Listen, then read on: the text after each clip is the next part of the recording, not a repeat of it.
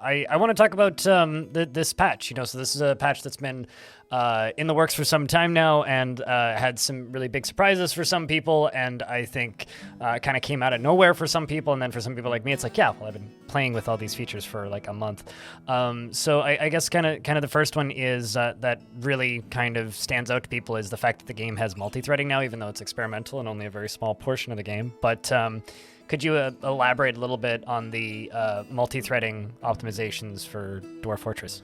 It's a small portion of the game, but it's like an outsized portion of the game, if you get what I mean. Like, it's due to the fact that, like, okay, so the units in this game are, like, smart by some definition. They're not smart in the traditional sense, for sure, but they are smart in the sense that they are aware of their surroundings and can react to things around them. Well, the thing about that is that being aware of their surroundings requires every unit to, say, look around, see nearby magma rushing to them, nearby tiles, and, worst of all, find other units that are nearby. And the thing about that is that other units, you have to check the unit itself to know where it is. So you have to go through every unit, see that it's close enough to be seen, and, then if it's close enough to be seen, you have to do some other calculations. Well, the thing is, just checking if the units are close enough to be seen is already a lot. Because let's say you have like 400 units on your map, which is not that rare. So you have 400 units, each checking 399 units, which is, 159,000 checks. Almost 160,000 checks. And that takes up, on larger fortresses, about 40% of CPU time, which means about 70, more than 50%, like easily 60 or 70% of the frame time, because a good 20 or 30% of CPU time is in the render thread, which is not added with the SDL2 version, but it's been a thing since 2008. I thought 2010 for a second, but it's actually older than that. So, like, a huge chunk of the code is spent going through all the units and just checking if they're near enough. There's this... I don't know if I said something wrong recently. There's this, like, thing I see people say a lot that, like, it's not actually line of sight code, it's checking family relationships, and, like, that is a problem somewhat. It might still be, it might not be. I sent in an optimization for that, but, like, it was so close to the wire that might not have ended up in 50.09. It's not checking family relationships. That's at worst 10% of line of sight code. Most of the line of sight code issue is just the fact that there's so much to do. So what the multi-threading actually does is it takes each individual unit and puts them into a thread pool queue, and then the thread pool, like, takes, it's not necessarily each individual unit, it might have larger work units than that. The implementation is somewhat opaque to me because I'm just using the standard library. There's a thread pool, there's like 7 or 8 threads, however many CPUs you've got. If you have a 7-core CPU, please tell me. That's very interesting. There's as many threads as there are CPUs, and there's like a global thread pool that takes a job, which might be like check the line of sight, do the line of sight code for these 1, 2, 3, 4, however many units. And then once it's done with that, it checks if there's more work. And so you have 8 threads going through the line of sight code like that, and it's still 40% of the total CPU time, but due to the fact that it's actually reasonably parallelizable, like embarrassingly parallel even, due to the fact that there's very little mutable stuff in there, it just returns a new value at the end. The total speed up is that, like, the 40% of the CPU time across 8 CPUs or whatever ends up being only 5 to 10% of a frame. Well, not 5 to 10%, actually. It was more than that before, so it's more like 64% to 8 to 12% of a frame, which does result in a pretty sizable speed up. I've seen some extremely sizable speed ups from the speed up. It gets better as you have more dwarves. That's the thing. If you have low FPS in the early game, it's probably a temperature thing or a pathfinding thing. The pathfinding is usually actually really fast. That's only because it's not done much. And if something has to pathfind over and over again, then the performance just completely tanks. And, I've improved on that just a little bit by, like, improving the heuristic function and making it branchless, which results in a lot less CPU time spent on, like, weird microcode stuff that is not beyond my ken, but is outside of the scope of explaining it here. It's just too much. Uh, all right. In the early game, it's going to be mostly temperature or pathfinding, and it's going to be unusual that it's that slow. If you have over like 350 dwarves, the absolute majority is going to be line of sight, bar none. There is nothing else that will even remotely approach the amount of time spent in the line of sight code when you have that many units around. As of now, the biggest boost I ever saw was someone who said they had like a 340 like dwarf fortress, which I believe I've gotten nearly that much, and the speed up they said they got was from 8 to 30 or so. Wow. Which is really impressive. I don't know if they said they got that after updating though. The multi-threading is not the only optimization I've done. Yeah, sure, we'll get to that in a minute, but oh yeah. And in fact, it isn't the biggest one. The biggest one I find much more interesting, but it's a lot less what's the term? Flashy? Yeah, flashy. It's a lot less meme word than multi-threading is. The reason I decided to start this conversation off with multi-threading is because, like, I know it's not the biggest improvement here, and it's going to be the improvement that gets all of the credit because it's the one that everybody knows the word for. That's what people want to know.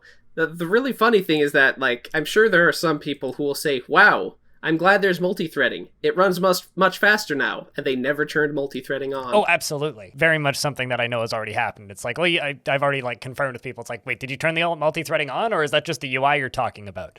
Because the UI is just significantly more responsive with this update. Oh, the UI being more responsive is actually unrelated to the other optimizations I made. That's just SDL2 being much better at this sort of thing. Although people have been complaining, and it is a problem, and I don't know why this is happening. SDL2 should automatically choose between software and hardware accelerated, depending on, like, your setup.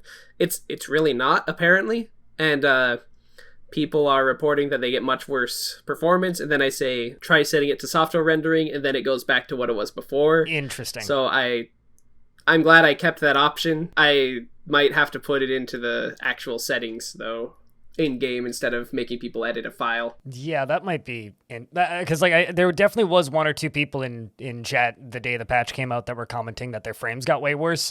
So, and I was just like, well, go over to the KitFox Discord because, like, that's where you'll get help. I can't actually help you. Yeah, if your performance is worse, that's probably the solution. Go into the init.txt or the prefs, the prefs in the txt files somewhere and change print mode from standard or auto, I'm not sure what it is by default, to 2D or software. Those are also identical. I gave each of them two names, mostly for legacy reasons.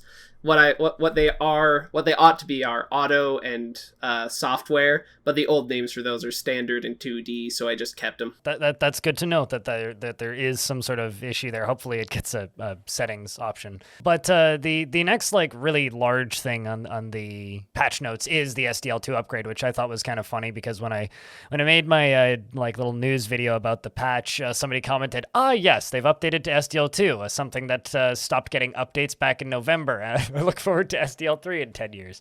So what was that? What was the process of like modernizing the code like? I just ripped out all the SDL1 stuff, tried compiling it, looked at everything that failed, fixed that, looked more into SDL2, figured out that I should probably just rework how the rendering, just completely rework how the rendering works in the first place, because now SDL2 allows you to have textures which once again should automatically either live in the GPU or in like main memory space depending on your setup, and all that sort of fancy stuff. That's all open source actually, so for those who are inclined, you can go check that out on my GitHub. Like, not just SDL2, but the Dwarf Fortress like glue code for it is all open source, all of it. And the code minded can like look at the difference between like in the big, when I merged in the SDL2 changes, that shows everything, pretty much everything that actually went into the process of updating there. But most people can't like read C++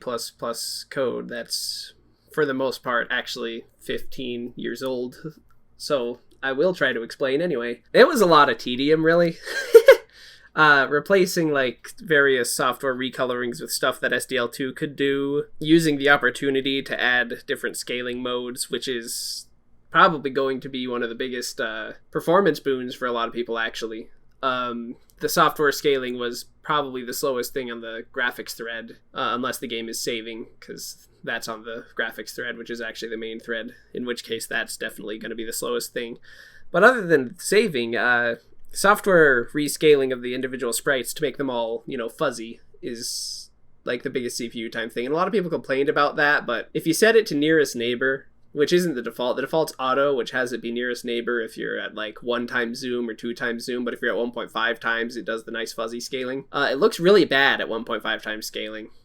Like just doubles some pixels, and it looks really bad. And this is like content aware Lanczos filtering stuff that's like kind of nice. So the old default was it would always be Lanczos. Now it can switch between. That's one of the bigger changes with SDL2. That's one of the secret updates that wasn't in the patch notes, which is why I bring it up. It's a feature a lot of people demanded, being able to make the graphics unblurry, and now that's basically there by default. I think the graphics unblurry thing is something that a few people pointed out in my thumbnails, because you can like zoom in a lot more and things don't like suddenly turn into, I don't know, a Vaseline smear. Sometimes in my screenshots things are super zoomed in and people are like, why do those look so crisp? What the hell's going on? What are you doing? Like, people kept asking me what mod I was using, and it's like, I'm playing on the experimental branch, guys. Like, maybe jump over there. Yeah, it's all good. That's one of the good things. Let's see. I also had to completely rework input, which is if you're having weird mouse wheel issues, that's why. Mouse wheel in SDL 1.2 was buttons 4 and 5 on the mouse. Now buttons 4 and 5 on the mouse are buttons 4 and 5 on the mouse, as in most programs, mouse 4 and mouse 5. And the mouse wheel is its own input type that I needed to just rework a bunch of input stuff to get working. And I only have the one mouse, so I got more mouses with mouse 4 and mouse 5 for testing near the end of development just to make sure things are going well. And I'm using one of those weird ergonomic mouses now, actually. It's kind of nice. So yeah, if your mouse wheel is weird, it's because I just had to completely rework mouse wheel input, and that's a whole issue. Your mouse 4 and mouse 5 bindings might also be like broken now, because I wrote, what's the term, migration code for mouse 4 for mouse wheel, but not for mouse 4 and mouse 5. That was just a mistake on my part. It's easy to fix, but not the best practice. That is one of 2 bugs I was going to bring up, because like the first one that I noticed is like post this patch. I didn't notice it in the experimental branch at all, but like definitely like the trade menu, like scrolling with the mouse wheel just like straight up doesn't work.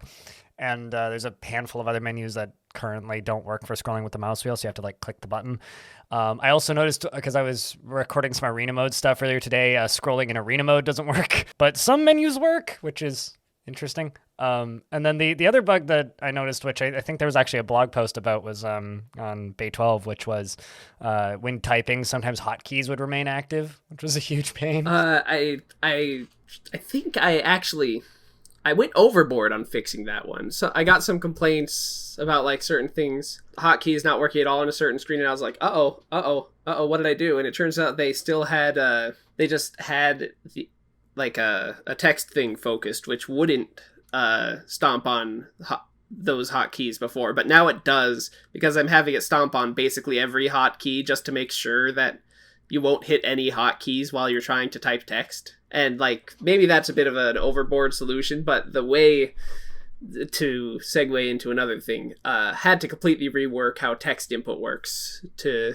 comply with SDL2 as well. So that's fun. My temporary solution to hotkeys remaining active while typing in text fields was I would hit caps lock, and because then that disables all hotkeys basically. And then when I needed to type in a capital or a non-capital, I would hold shift, which also disables hotkeys.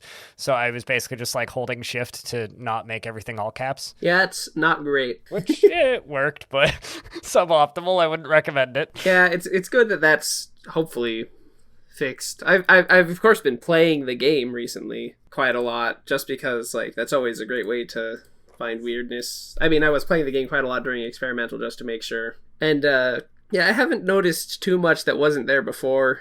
And you might be thinking, there was stuff there before that's annoying to you. Why haven't you fixed it? It takes time. There's priorities, etc. The trade screen is a bit annoying. You say it doesn't work at all. Well, for me, it's still annoying because it does work, but it scrolls, one line at a time, which each individual trade object is 3 lines, so that's just not enough scrolling at all. And like I have improved on this a bit by making it so that if you scroll like a crap ton all in one like frame, it'll actually take all those inputs, but it's still just far too much scrolling. Scroll bar is actually like one nice unified block of code, which actually is also open source, so that's fun. It's in viewbase.cpp and viewbase.h in gsource, so if you want to look at that, that's the more programming minded viewers. I'm not telling you to do my job for me, obviously I've been doing a lot, but but like, you know, more eyes. If you see something, say something. I can fix it. Yeah, mouse wheel stuff is a bit of a pain, but it literally had to be done. Like the text stuff, you could say that I could have just left it as is, but that's its own kind of issue because like it doesn't allow for IMEs and such that like they want you to be able to send in like 8 letters at a time, and now you can do that and it'll actually send them in order and such instead of in a random order or whatever would happen before. I really don't know. It properly works with any text input device you have, which is the important thing, including like virtual keyboards and such. Like I immediately got slightly annoyed with the controls on Steam Deck because you actually have to like if you have the mining menu open, you cannot hit the hotkey to open the tree chopping menu. Yeah, that sort of thing. Oh. That's annoying. And that's the sort of thing you have to think about. Yeah, I haven't touched the game on a Steam Deck, but everybody who talks about playing the game on the Steam Deck seems to say it's really enjoyable. So I guess it's kind of like, you know, you just put up with the weird quirks because it is not really designed to be played on a controller. Put up with the weird quirks is like the standard for Dwarf Fortress for the last 20 years, so we are trying to improve that. There are attempts being made, but there are so many quirks even still that it's just like bits and bobs you need to just work on, plink away at. I've mostly got like an announcement screen working, so that's a thought. I guess at this point it's kind of I think we've covered pretty much everything that was in this update. Unless there's anything else you would like to elaborate on. Well, audio's Modable. You can add new audio now. That wasn't in the... I realized that there was nothing saying that anywhere and had a bit of a, oh no, moment. There's a new music file raw format. You have a sound folder. You can put sound files in there.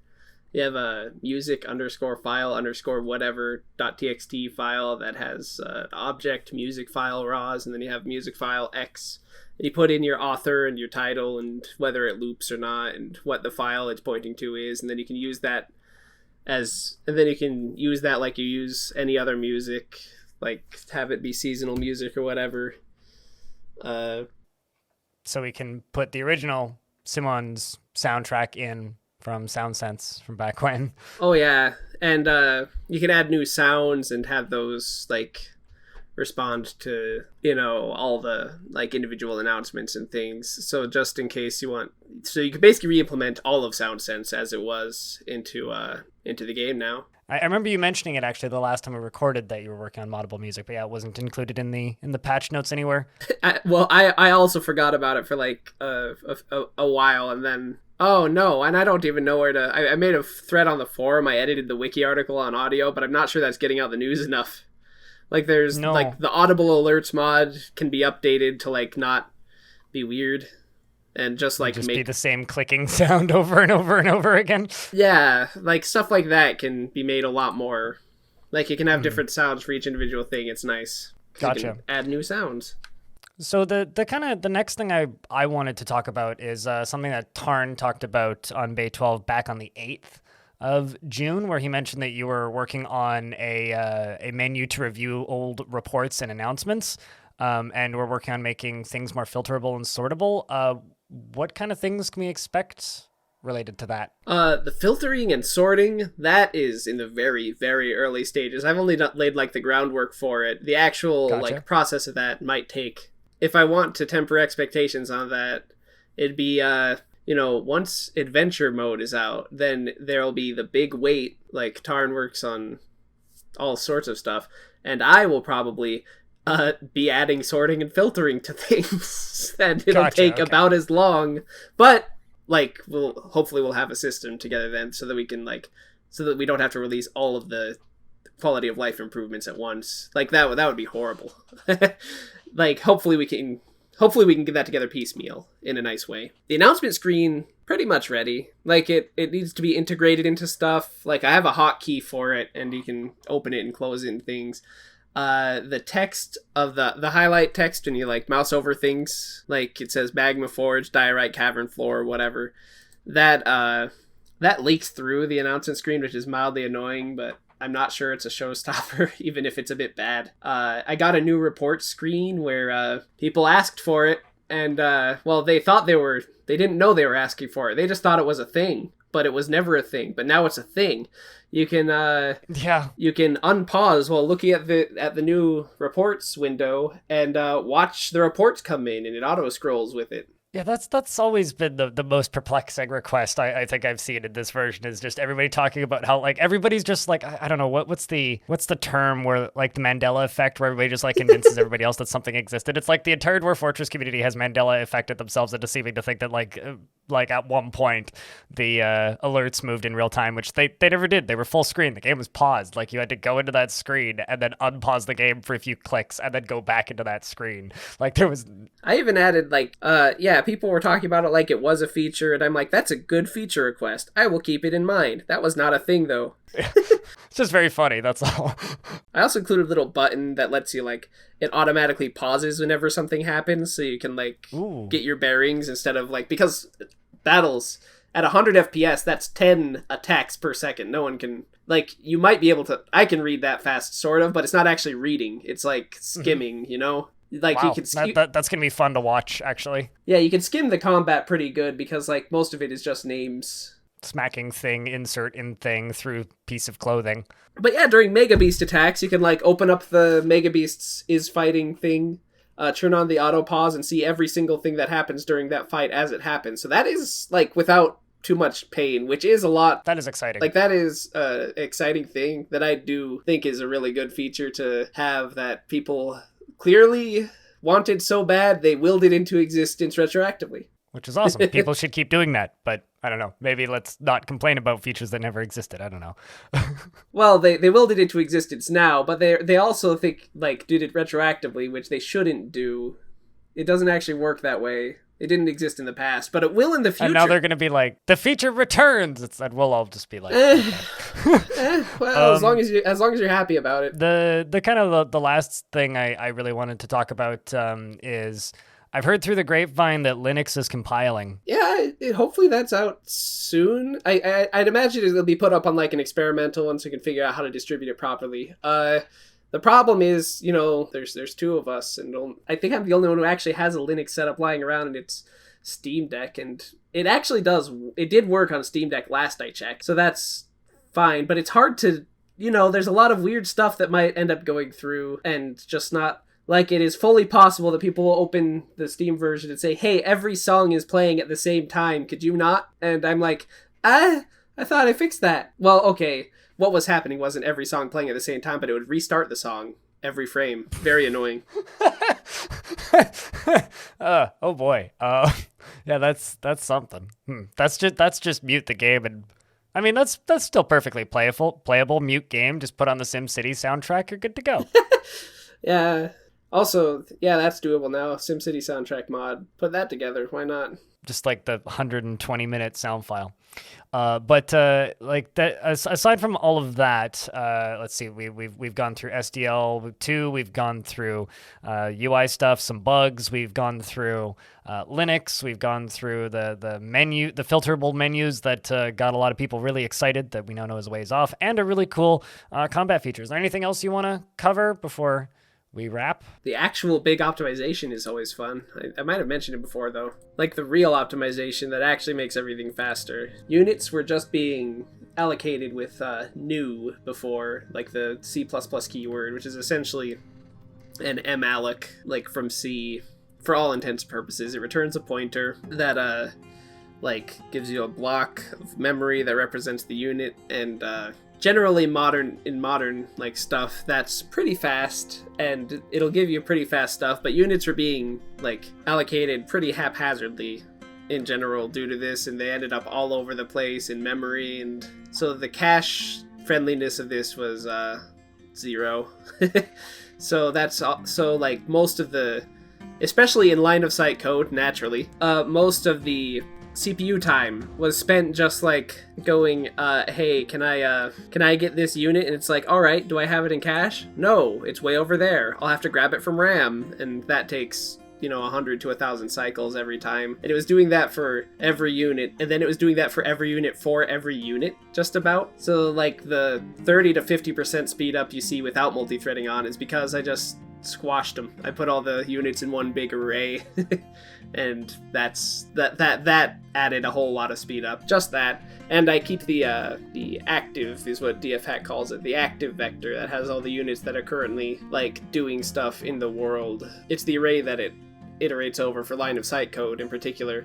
I make sure to keep that sorted by its position in the pool, because the CPU, the cache likes to grab like chunks of memory that are like not necessarily the exact chunk they need, but also like chunks larger than that. So since it's all contiguous, it might grab like a few units at a time, but that's good because it is working on a few units at a time. So like that sort of thought, cache locality, it's a huge thing. It's very interesting topic and very technical, and that's what the main optimization is. I understood some of those words. To put it as simply as possible, I guess, we're keeping units like alphabetically ordered in a nice folder instead of just running by the old system of that one guy who has a horribly disorganized desk and always knows where everything is somehow anyway. But they take a second or two to find things sometimes because it might... It's underneath 15 other things. So normal Dwarven stockpile. Normal Dwarven stockpile versus quantum stockpile. I understand this. This makes perfect sense. No, that's probably the best... That's actually probably a perfect example, bizarrely enough.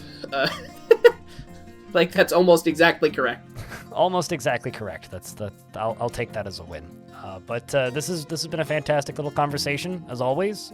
Thank you for taking the time to record with me, and hopefully you don't get dogpiled too much with requests to test that Linux version. That or I'm not too worried about testing the Linux version. Dogpiled with requests to multi-thread to multi-thread pathfinding or similar is that. I'm sorry, multi-threading pathfinding is a joke in my head. That's a bit mean. It's fine to be mean sometimes. But once again, thank you very much, and I look forward to talking to you again next time. All right.